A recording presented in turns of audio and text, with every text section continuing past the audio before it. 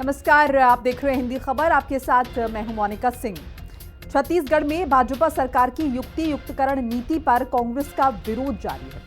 कांग्रेस पूरे प्रदेश में इस पर विरोध जताने के लिए 25 जून तक पदयात्रा करने वाली है। कांग्रेस इसे गरीब विरोधी और शिक्षा का निजीकरण बता रही है, जबकि भारतीय जनता पार्टी से प्रशासनिक सुधार कह रही है। जिन स्कूल्स में छात्र या शिक्षक नहीं थे, उन्हें बंद कर वहां के छात्रों और शिक्षकों को दूसरे स्कूलों में भेज दिया गया है। इससे छात्र और शिक्षकों का अनुपात बेहतर हो गया है। कोई भी स्कूल बगैर शिक्षक अब नहीं रहेगा। एक रिपोर्ट देखिए। छत्तीसगढ़ में युक्तिकरण नीति पर बवाल कम होने का नाम नहीं ले रहा। बीजेपी सरकार की तरफ से सरकारी स्कूलों के पुनर्गठन की घोषणा के बाद कांग्रेस ने मोर्चा खोल दिया है। शिक्षा न्याय आंदोलन के बैनर तले कांग्रेस ने 9 जून से बीईओ कार्यालय का घेराव शुरू किया। ये अब 25 जून तक चलने वाली पदयात्राओं में बदल चुका है। पार्टी इस नीति को गरीब विरोधी, ग्रामीण शिक्षा पर हमला और शिक्षा का निजीकरण बताकर राज्य भर में विरोध तेज कर रही है। कांग्रेस का कहना है कि इस नीति से दूरस्थ ग्रामीण इलाकों में स्कूलों की संख्या कम हो सकती है और इससे वहां पर पढ़ने वाले बच्चों का भविष्य भी प्रभावित होगा। पूर्व सीएम भूपेश बघेल ने सोशल मीडिया पर इसे भाजपा सरकार का शिक्षा विरोधी चेहरा बताया, जबकि बैच ने कहा, हम हर घर तक पहुंचेंगे और भाजपा की असलियत उजागर करेंगे। 17 दिन हो गए धरने पे बैठे, कोई जा भी नहीं रहा वहाँ। तो इसका समर्थन तो कांग्रेस पार्टी ने किया है, उसका व्यवस्थापन करना चाहिए, है ना, या दूसरी जगह खोजना चाहिए। एकदम हटा देंगे थोड़ी बात चलेगी। युक्तियुक्तिकरण के नाम से जिस प्रकार से राज्य शासन द्वारा 2008 के सेटअप के साथ छेड़छाड़ किया जा रहा है और युक्तियुक्तिकरण किया जा रहा है, वहां पर भी मनमाने तरीके से नियमों की धज्जियां उड़ाई जा रही है। भाई भतीजावाद चल रहा है और भ्रष्टाचार की जो शिकायत मिल रही है, उसके विरोध में पूरे प्रदेश के शिक्षक जो है वह आज काली पट्टी लगाकर जो है उसका विरोध कर रहे हैं और सरकार से मांग कर रहे हैं कि भाई जो युक्तियुक्तिकरण किया गया उसको स्थगित किया जाए। और यह कार्यक्रम जो है 16 जून से लेकर 30 जून तक लगातार चलता रहेगा। इसके बाद सेकंड चरण में जो है प्रदेश के जो हमारे शिक्षक हैं, गांव-गांव में जो पालक हैं, उनसे मिलकर जो है युक्तियुक्तिकरण की विसंगतियों को उनसे अवगत कराएंगे और किस प्रकार से एक सुनियोजित साजिश के तहत जो है सेटअप से पद को समाप्त किया जा रहा है, उसके बारे में जानकारी देंगे। 20 जून को जो है पूरे प्रदेश के शिक्षक जो है भारत के मुख्य न्यायाधीश को जो है वो आवेदन देंगे कि छत्तीसगढ़ में किस प्रकार से युक्तियुक्तिकरण के नाम से शिक्षकों को प्रताड़ित किया जा रहा है। तो वहीं बीजेपी ने भी अपनी तैयारी कर ली है। उसका कहना है कि सरकार के हर काम का विरोध कर रही कांग्रेस प्रदेश के स्कूलों, टीचर्स और साथ ही छात्रों को भ्रमित कर रही है। पूरे प्रदेश में लगभग 260 शिक्षक विहीन पूर्व माध्यमिक और प्राथमिक शालाएं थी। 7177 शालाएं ऐसी थी जिसमें एक ही शिक्षक था और 211 ऐसी शालाएं थी जिसमें छात्र एक भी नहीं थे परंतु शिक्षक पदस्थ थे। इनको व्यवस्थित करने के लिए, मतलब जहां शिक्षक कम है वहां पे ज्यादा शिक्षक देना, जहां बिल्कुल शिक्षक नहीं है वहां पे शिक्षक की भर्ती करना और जिन स्कूलों में छात्र ही नहीं है वहां से शिक्षक को हटाना। ऐसे पूरा 10,372 स्कूलों का युक्तियुक्तकरण किया गया और इसका सीधा से लाभ छात्रों को मिलेगा कि छात्रों को उचित शिक्षक और शिक्षा मिलेगी। पूरे प्रदेश में एक भी स्कूल बंद नहीं हुए हैं, बल्कि सब स्कूलों के आधुनिकीकरण और सुव्यवस्थित करने के लिए युक्तियुक्तकरण किया जा रहा है। इस पे कांग्रेस कितना भी आरोप लगाए, लेकिन यह सच है कि यह युक्तियुक्तकरण विशुद्ध रूप से छात्रों के भविष्य के लिए, शिक्षक के व्यवस्थित तरीके से शाला पदस्थापना के लिए और एक ही परिसर में स्थित माध्यमिक high school, higher secondary school को एक करने के लिए सरकार का एक अभिनव प्रयास है। बीजेपी युक्तिकरण को प्रशासनिक सुधार बता रही है। इसमें जिन स्कूलों में एक भी छात्र नहीं है मगर टीचर हैं, उन्हें बंद कर दूसरे स्कूलों के साथ मर्ज कर दिया गया है। 211 सरकारी स्कूलों में विद्यार्थी नहीं है, लेकिन वहां शिक्षक तैनात हैं। कई ऐसे भी स्कूल हैं जहां पर केवल छात्र हैं, टीचर नहीं। 1207 प्राथमिक विद्यालयों में एक ही शिक्षक है। वहीं 23 स्कूल शिक्षक संघ इसका विरोध कर रहे हैं। विपक्ष और स्कूली शिक्षक यूनियनों का कहना है कि स्कूल कम होंगे तो टीचर की कुल संख्या भी कम होगी। 40,000 शिक्षकों के पद कम हो जाएंगे। 30,000 स्कूलों पर इसका असर होगा। बीजेपी बोल रही है कि युक्तिकरण कर ऐसी स्थिति बनाई जा रही है कि हर स्कूल में न सिर्फ शिक्षक और छात्र होंगे, बल्कि उनका अनुपात भी सही हो, इससे कि शिक्षकों की संख्या में कोई कमी नहीं होगी। निशा द्विवेदी, रायपुर, हिंदी खबर। और इसी पर बातचीत के लिए हमारे साथ खास मेहमान जुड़ चुके हैं। मैं तारुफ करा देती हूँ, राजीव चक्रवर्ती हमारे साथ, प्रवक्ता बीजेपी, धनंजय ठाकुर है हमारे साथ, वरिष्ठ प्रदेश प्रवक्ता कांग्रेस पार्टी, अनिल पुसतकर साहब है हमारे साथ, वरिष्ठ पत्रकार। आप तीनों का बहुत बहुत स्वागत है। तो शुरुआत कर लेते हैं राजीव जी के साथ। राजीव चक्रवर्ती जी, लगातार आरोप लग रहे हैं कांग्रेस पार्टी की तरफ से, और आरोप लग रहे हैं भ्रष्टाचार के, सब और इससे भी ज्यादा महत्वपूर्ण ये कि रोजगार के साथ खिलवाड़ हो रहा है, टीचर्स की नियुक्तियां कम होंगी, ये तमाम तरह के जो आरोप है वो लग रहे हैं। देखिए, कांग्रेस अपना राजधर्म का पालन कर रही है कि सत्ताधारी पार्टी के हर निर्णय का विरोध करना, वो अपना राजधर्म का पालन करना, और हम अपने कर्म धर्म का पालन कर रहे हैं और असली राजधर्म का पालन कर रहे हैं। जिन शालाओं में शिक्षक नहीं है वहां शिक्षकों की पहुंच हो, और जिन शालाओं में अतिरिक्त शिक्षक है उन्हें वापस भेजा जाए कि वो ये जो सामंजस्य है, इसी का नाम ही युक्तिकरण है। ना कि किसी की नौकरी जाएगी, ना कोई शाला बंद होंगे, बल्कि मर्जर, जिसे हम अंग्रेजी में कहते हैं या सामान्य भाषा में एकीकरण कहते हैं, वो एकीकरण का कार्य किया जा रहा है। और कांग्रेस पार्टी ये जी शिक्षक संघ के बंधुओं से भी मैंने साथ दें, क्योंकि नई शिक्षा नीति प्रस्तावित है और नई शिक्षा नीति का अमली पैजामा किया जा रहा है, तो उसके तहत वो युक्तिकरण भी, उसका भी एक बहुत एक माध्यम है। तो कृपया करके इसे होने दें, सहयोग करें। शिक्षक के बिना ज्ञान अधूरा होता है, गुरु के बिना ज्ञान अधूरा होता है। तो उससे इस यज्ञ में उनकी भी आहुति चाहिए। तो कृपया करके अपने जो प्रस्तावित हड़ताल है या जो उन्होंने अदालत में, माननीय अदालत में याचिकाएं डाली हुई है, उससे वो बाहर आए और इस महायज्ञ के आहुति में साथ दें। आपके लोकप्रिय चैनल के माध्यम से मैं उन्हें अपील करता हूँ। ठीक है। धनंजय ठाकुर जी, क्या आपत्ति है इसमें अगर बैलेंस बनाने की कोशिश की जा रही है? अब जाहिर है जिन स्कूल्स में बच्चे हैं ही नहीं, वहां पर शिक्षक क्या करेंगे मौजूद रह के? देखिए मोनिका जी, सबसे पहले सरकार का धर्म ये होता है कि बच्चों को स्कूल पहुंचाना। आपने देखा होगा पूर्ववर्ती जितनी भी सरकारें रही है, हाँ। वो स्कूल खुलने से पहले घर घर जाकर बच्चों को स्कूल जाने के लिए प्रेरित करते थे, स्कूल लेकर आते थे और बहुत सारे उसके लाभ मिलता था। ये पहली ऐसी सरकार है जो कह रही कि बच्चे नहीं है, स्कूलों में बच्चों की संख्या कम है इसलिए स्कूल बंद कर रहे हैं। सरकार की मानसिकता तो यह होनी चाहिए कि हम ज्यादा से ज्यादा स्कूल खोलें और ज्यादा से ज्यादा लोगों तक शिक्षा का प्रकाश फैलाएं। और इस सरकार की जो मानसिकता है वो तो स्कूल बंद करने की है। 10,663 स्कूलें बंद कर उन क्षेत्रों के बच्चों को शिक्षा से वंचित कर रहे हैं। दूसरी बात, यहाँ के जो नौजवान है, जो रोजगार है, जो स्कूलों में जाकर शिक्षक बनने का चाह रखे थे और जिन्हें भाजपा ने वादा भी किया था कि 57,000 शिक्षकों की भर्ती करेंगे।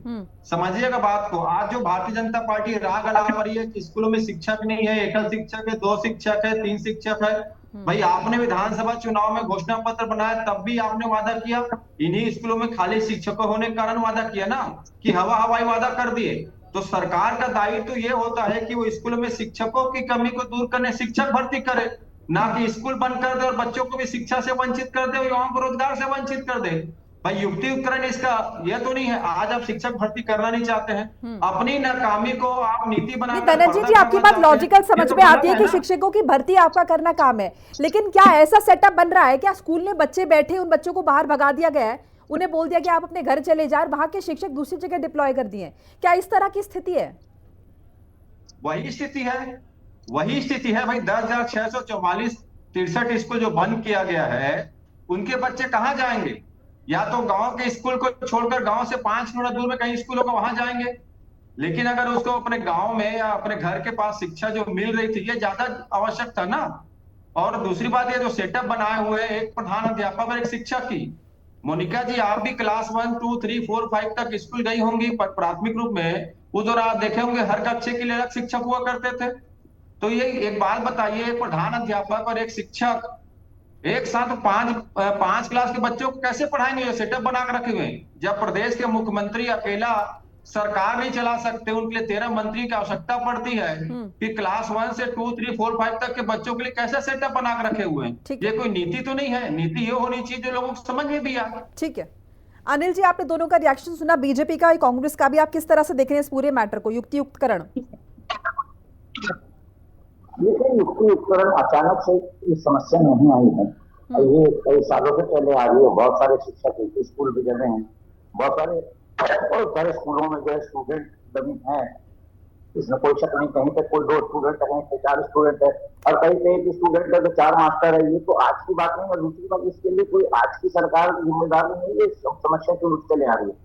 और उससे एक बात बहुत जरूरी है कि अगर आपके पास अगर टीचर्स नहीं है तो आपको एम्प्लॉयमेंट का ये दरवाजा खोलना चाहिए, आपको नियुक्ति करना चाहिए। आपने घोषणा पत्र में कहा है कि हम इतने शिक्षकों को रखेंगे, उसके लिए आपके खुद के जो मंत्री रहे हैं बृजमोहन अग्रवाल जो आजकल सांसद है, वो चिट्ठी लिख रहे हैं। फिर अभी कुछ युक्तिकरण में जो टेक्निकल प्रॉब्लम आ रहा है उसमें रमन सिंह ने भी कुछ चिट्ठी लिखी है कि भाई ये 2-3 लोग इनके साथ गलत हो रहा है। तो आखिर में कहीं ना कहीं आपको क्या अचानक याद आ रहा है? कैसे ड्रॉप आउट रेट एक बहुत बड़ा फैक्टर होता है स्कूल में, सरकारी स्कूलों में ड्रॉप आउट रेट जो ग्रामीण क्षेत्रों में वो बहुत ज्यादा है।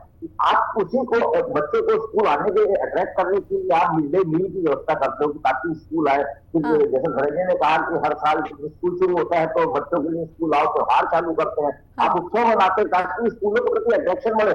अगर आप ये सब ना करके अगर युक्तिकरण कर रहे हैं और अभी से जो है आप उसमें जो टीचर्स की जो टीवी यूनियन जो है शंख फूंक दे रही है कि हम हड़ताल करेंगे, तो इस सेशन का होगा क्या? सवाल इस बात का है। और दूसरी बात, अगर ये सब करना भी था तो इसके लिए आपके पास 1-1.5 साल गया, उसमें आप अच्छे से होमवर्क करते ताकि फुल प्रूफ प्लान लेकर अगर आते तो किसी को आपत्ति नहीं होती। अचानक से आप कर रहे हैं और अचानक से आप अनाउंस कर रहे हैं कि हम युक्तिकरण करेंगे, और ये आपको डाउट नहीं होना चाहिए, सारी चीज क्रिस्टल क्लियर होना चाहिए। आपको बताना चाहिए, अगर कांग्रेस सवाल खड़े कर रही है कि 10,000 आप स्कूल बंद कर रहे हैं तो आपको बताना चाहिए नहीं, हम एक भी स्कूल बंद नहीं कर रहे, हमारे एक भी स्कूल बंद नहीं होगा, तब जाकर इसको लागू करना चाहिए। बच्चों के भविष्य का सवाल है। देखिए मोनिका जी, दुर्भाग्य इस देश में कि सरकारी अस्पताल और सरकारी स्कूल इनकी छाती पर प्राइवेट स्कूल उठते चले जा रहे हैं। प्राइवेट स्कूल में बच्चों की भीड़ लगी है, वहां एडमिशन नहीं मिल रहा है और सरकारी स्कूल खाली पड़े।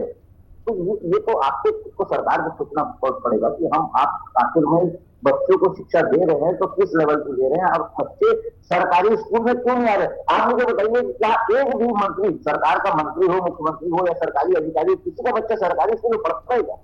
तो आप सरकारी स्कूल को ऐसा बनाए क्यों कि उसको एकदम से हे दृष्टि से देखा जाए, अरे वो तो सरकारी स्कूल में पढ़ता है, देखते बच्चे लोग नाक नीचे पढ़ते हैं, बच्चों के बीच आप जो है वो जुड़ाव आ गया। आपको पहले बच्चों के स्कूल का स्टैंडर्ड सुधारना पड़ेगा, स्कूल के जो वैकेंसीज है वो फुलफिल करनी पड़ेगी, टीचर्स के स्टाफ को आपको रखना पड़ेगा, और तब जाके प्रॉपर विषयों के साथ आप पढ़ाइए। कौन मना कर रहा है? लेकिन इस तरह अलग सडन जो युक्तिकरण के नाम पर जो फेल हो रहा है वो अनफॉर्चुनेटली बच्चों के भविष्य के लिए अच्छा नहीं है। ठीक है राजीव चक्रवर्ती जी, बच्चों को प्रेरित आपको करना चाहिए कि वो स्कूलों तक पहुंचे, साथ साथ 40,000 शिक्षकों पर इसका असर पड़ रहा है, तो किरकिरी तो होगी साहब। बिल्कुल। नहीं, हमारी कोशिश है कि जो पहुंच विहीन स्थान है वहां पर भी शाला खुले, और दूसरी हमारी इच्छा है कि जो ड्रॉप आउट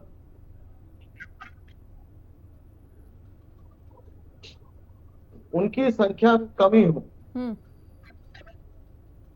और उसके भी सीखता है कि एक मॉडल है कि जहां पर अतिरिक्त रायपुर शहर में दानी शाला है, जो वहां पिछली सरकार ने सारे लोगों का शहरी स्थानों। राजीव जी, आपकी आवाज ठीक से नहीं आ रही, मैं आपके पास लौटूंगी आपके पास। एक बार धनंजय ठाकुर जी का रुख कर लेते हैं। धनंजय जी, देखिए सरकार की तरफ से कोशिश की जा रही है, लेकिन यहाँ पर यह भी समझना होगा क्या एकाएक जो स्कूल से, जैसे आपने जिक्र किया कांग्रेस की सरकार में आप लोग ये कोशिश करते थे कि बच्चों को आप आकर्षित करके किसी भी तरीके से मोटिवेट करके स्कूलों तक लाएं, तो क्या वो बच्चे पहले स्कूलों तक पहुंचे और एकाएक बीजेपी की सरकार में वो स्कूल छोड़ छोड़कर जाने लगे? मतलब किस तरह का सिनेरियो है जिसका विरोध किया जा रहा है?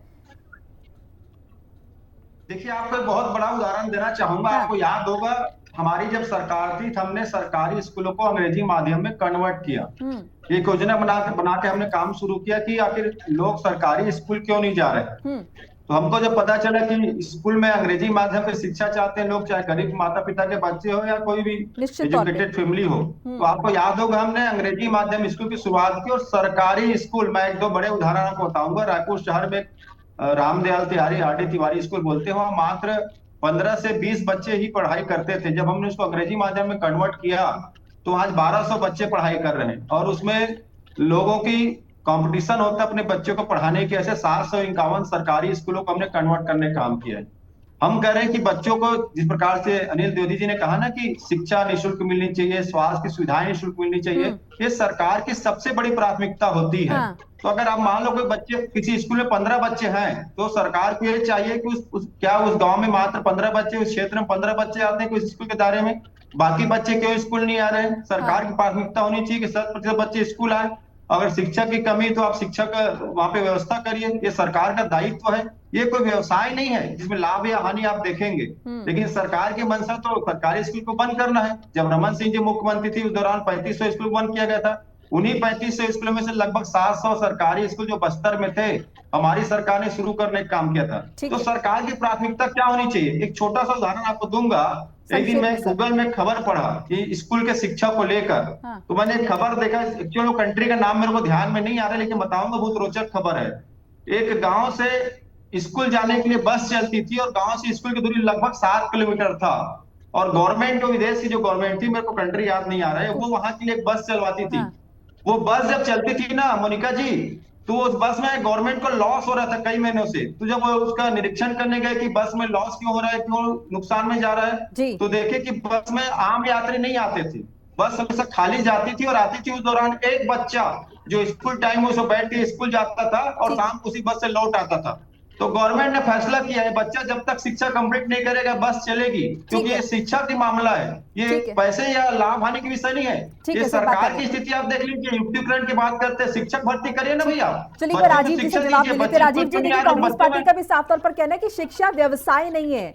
आप स्कूल में अगर 15 बच्चे आ रहे हैं या 10 बच्चे आ रहे हैं या जो भी संख्या में बच्चे आ रहे हैं, लेकिन इसके लिए आप स्कूल को बंद तो नहीं कर सकते। शिक्षक तो वहां पे डिप्लॉय आपको करने पड़ेंगे, क्योंकि कहीं ना कहीं तो उन बच्चों के लिए भी ये डीमोटिवेशन है ना, अगर स्कूल बंद हो जा रहा है। तो सरकार ऐसी व्यवस्था क्यों नहीं बना पा रही है कि ज्यादा से ज्यादा बच्चों को आकर्षित करे पढ़ाई की तरफ?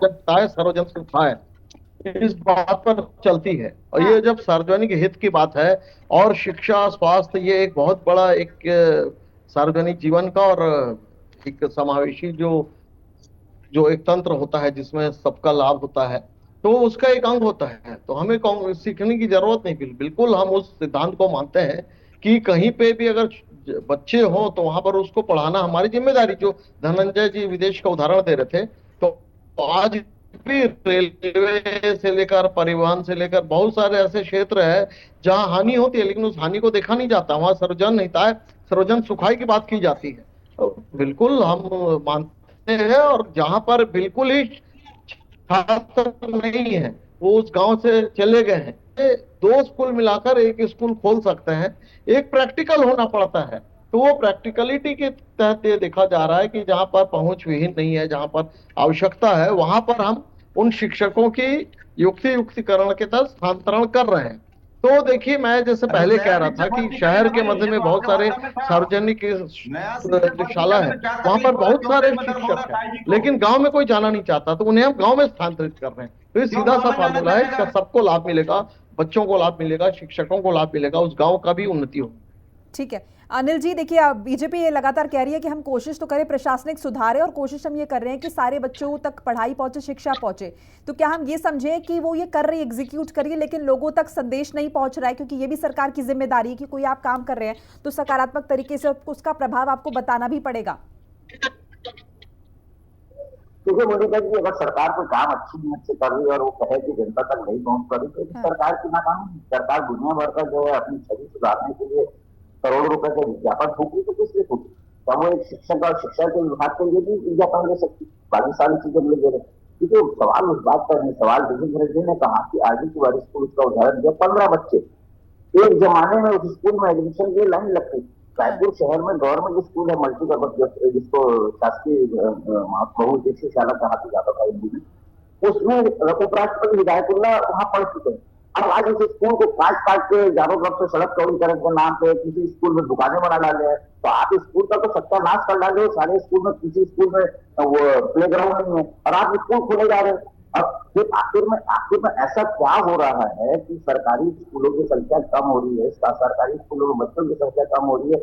छोटे छोटे गलियों में, कोने में, एक मकान में, 2 कमरे के मकान में अगर वो कॉन्वेंट का बोर्ड लगा देगा तो वहां पे बच्चे की भीड़ लग जाती है। और आप सरकारी स्कूल में बोलते हो हमने सारी सुविधा दी है, ये दिया वो दिया, उसके बाद बच्चे नहीं आ रहे।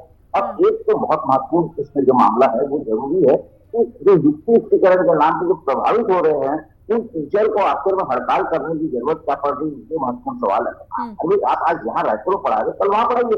ट्रांसफरेबल जॉब है ये, आपको मालूम था, आपने जब ज्वाइन की तब आपको मालूम था कि आपका ट्रांसफर हो सकता है। हर ट्रांसफर को चैलेंज करना, हर ट्रांसफर के पीछे जो है कोर्ट कचहरी करना, हर ट्रांसफर के पीछे राजनीति करना, ये बहुत दुर्भाग्य है, खास करके शिक्षा विभाग में और चिकित्सा विभाग में भी।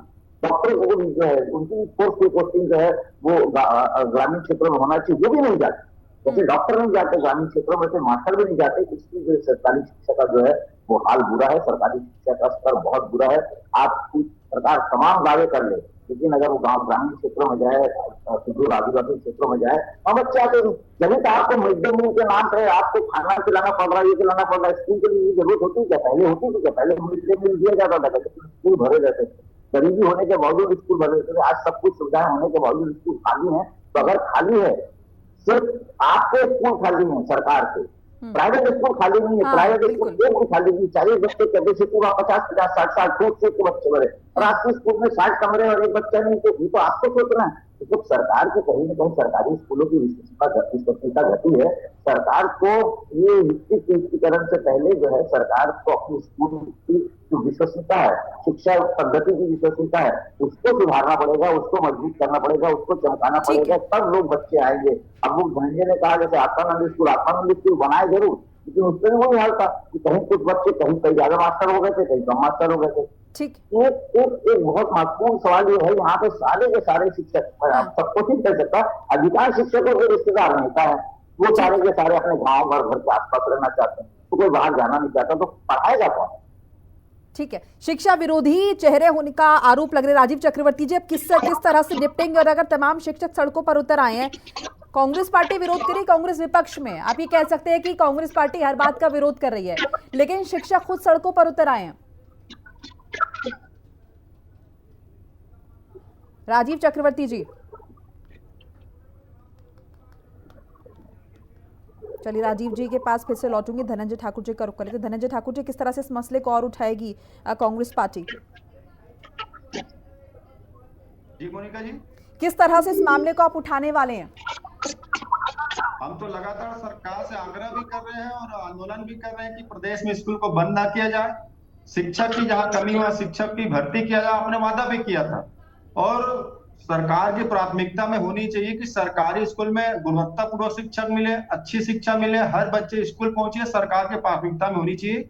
पर ये सरकार की प्राथमिकता तो शाला बंद करके मधुशाला खोलने की है, और जिस प्रकार से यहाँ शिक्षा नीति बना के चल रहे हैं, ऐसा लगता है कि आने वाले समय में, आज तो 10,000 स्कूल बंद हुए, 3 साल में और 30,000 से अधिक स्कूल सरकार बंद कर देगी। जिस प्रकार से इन्होंने गोठानों में ताला लगाया है, उसी प्रकार ये सरकारी स्कूल में भी तालाबंदी की ओर ये सरकार बढ़ रही है, क्योंकि इनकी मानसिकता नहीं है कि लोगों को शिक्षा मिले, सहूलियत पूर्वक शिक्षा मिले, अच्छी शिक्षा मिले। इसलिए सारे युवाओं को धोखा दे रही है, शिक्षक भर्ती नहीं करके, स्कूल बंद करके बच्चों को धोखा दे रही है, और सिर्फ हवाबाजी राजनीति कर रही है। जनता देख रही है। हमारी मांग है कि शिक्षक जहां पर नहीं है वहां आप शिक्षक की भर्ती करिए, क्योंकि हमारे प्रदेश में युवा भी बेरोजगार हैं, और आपने 57,000 शिक्षक भर्ती का वादा भी किया था। तो सरकार पहले से गुजारिश है, इसको लाभ हानि पे ना देखें। ये शिक्षा जो है इस प्रदेश का भविष्य तय करेगा, देश का भविष्य तय करेगा, उसमें तालाबंदी नहीं होनी चाहिए। ठीक है, राजीव चक्रवर्ती जी, आपको मेरी आवाज आ रही है? राजीव जी, आपको मेरी आवाज आ रही है? अनम्यूट कीजिए। आपको मेरी आवाज आ रही है? जी जी, मैं आपको सुन पा रही हूँ। राजीव जी, बीजेपी कह रही है, सरकार जी मैं सुन पा रही हूँ, सरकार ये कह रही है कि एक भी शिक्षक की नौकरी नहीं जाएगी, रोजगार नहीं जाएगा, कैसे? और अगर नहीं जाएगा तो सड़कों पर ये क्या आंदोलन करने वाले हैं? शिक्षक है, मैंने आपको पहले ही कहा कि जहां पर शहरों में बहुत ज्यादा शिक्षक है, वहां पर उनका स्थानांतरण गांव की तरफ किया जाएगा। इसीलिए शिक्षक हड़ताल कर रहे हैं कि हमें गांव नहीं जाना है। लेकिन उन्हें समझना पड़ेगा, जिस प्रकार से चिंता कर रहे थे आदरणीय पत्रकार जी और धनंजय जी भी जिस प्रकार से चिंता कर रहे थे कि शिक्षा की गुणवत्ता सुधारनी होगी, तो इसलिए गांव, हमारा जो भारतवर्ष है गांव में बसता है, तो गांव की तरफ तो जाना पड़ेगा, और किसी शिक्षक को निकाला नहीं जाएगा, बल्कि लेकिन राजीव जी वो ट्रांसफर का नहीं, वो रोजगार जाने का विरोध करे। बहरहाल आप सभी का बहुत बहुत शुक्रिया हमारे साथ जुड़ने के लिए, अपनी कीमती राय साझा करने के लिए।